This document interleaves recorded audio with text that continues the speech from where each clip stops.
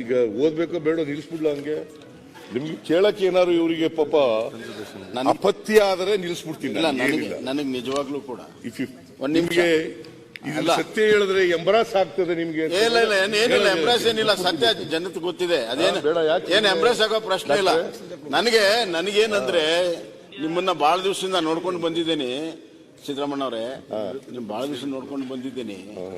ಈ ಕಡೆ ನಿಂತು ಮಾತಾಡಿದ್ ನೋಡಿದ್ದೇನೆ, ಆ ಕಡೆ ನಿಂತು ಉತ್ತರ ಕೊಡೋದು ನೋಡಿದ್ದೇನೆ. ಆದ್ರೆ ಎಂದೂ ಕೂಡ ನೀವು ಪತ್ರಿಕೆಯ ಸಹಾಯವನ್ನ ಪಡೆದು ನಿಮ್ ಡಿಫೆನ್ಸ್ ಮಾಡ್ಕೊಂಡಿದ್ದು ನೋಡಿರ್ಲಿಲ್ಲ. ಅಷ್ಟು ಅಸಹಕತೆ ಬಂತ ನಿಮ್ಗೆ? ಅಷ್ಟು ಅಸಹಕತೆ ಬಂತ? ನಿಮ್ಮ ಪರ್ಫಾರ್ಮೆನ್ಸು ನಿಜವಾಗ್ಲೂ ಇದ್ದಿದ್ರೆ ಅದನ್ನ ಹೇಳ್ತಿದ್ರಿ.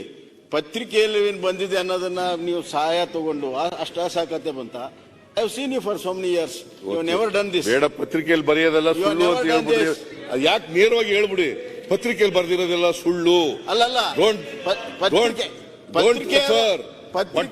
ನೋಡಿ, what ever appeared in the news paper ಅಂತ ಹೇಳ್ಬಿಡಿ. ಬೇಡ, ಅಲ್ಲ ಹೇಳ್ತೇನೆ ಕೇಳಿ. ಅವರೆಲ್ಲ ಯಾಕೆ ಅವರೆಲ್ಲ ಪಾಪ ಯಾಕೆ ಒಂದ್ ನಿಮಿಷ ಪತ್ರಿಕೆಯವರು ರಾಜ್ಯಪಾಲರ ಭಾಷಣ ರಿಪೋರ್ಟಿಂಗು ಮಾಡ್ತಾರೆ. ನಾವು ಟೀಕೆ ಮಾಡಿದ್ದನ್ನು ಬರೀತಾರೆ, ನೀವು ಹೊಗಳಿದ್ದನ್ನು ಬರೀತಾರೆ. ಅವ್ರ ರಿಪೋರ್ಟಿಂಗ್ ಅವ್ರ ಕೆಲಸ ಅವ್ರು ಮಾಡ್ತಾರೆ.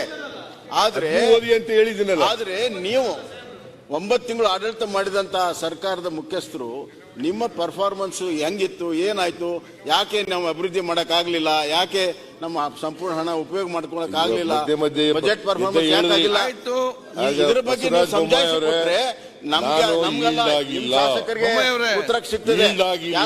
ಹಣ ಬಂದಿಲ್ಲ ಅಂತ ಹೇಳಿ ಬೊಮ್ಮಾಯಿ ಅವರಿಗೆ ಅವ್ರು ಬೀಲ್ಡ್ ಆಗ್ಲಿಲ್ಲ, ಉತ್ತರ ಕೊಡ್ಲಿ. ಪ್ರತಿಶತ ಆಗ್ತದ? I am not yielded. ಈಗ ಭಾಷಣ ಉತ್ತರ ಕೊಡೋದ್ರಲ್ಲಿ ಕೇಳ್ಬೇಕು, ಕೂತ್ಕೋತೀನಿ. ಅದು ಪ್ರತಿ ಸಲ ಮಾತ್ರ ಆಗ್ತದ?